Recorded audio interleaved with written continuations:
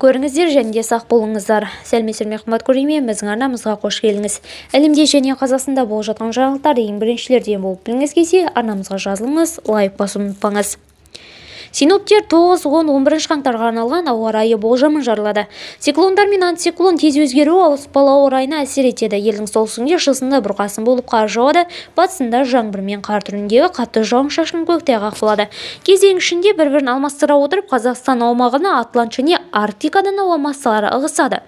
Осыған байланысты республиканың солтүстік жартысында ауа температурасы 15-25-тен 10-18-ге дейін, оңтүстігінде 10-15-тен, Алматы облысы мен Жетісу облысының таулы аудандарында 20-25-тен 5-13-ге дейін, таулы аудандарында 16-21-ге дейін аяз болады. Республиканың батысында температура айтарлықтай өзгермейді деп жазылған хабарламада. Қазақстан бойынша жел күшейіп, тұман түседі. Видеомыз кеңінен таралу үшін және барша қазақстандықтар көріп хабардар болу үшін лайк басып жақындарыңызға таратуды ұмытпаңыз.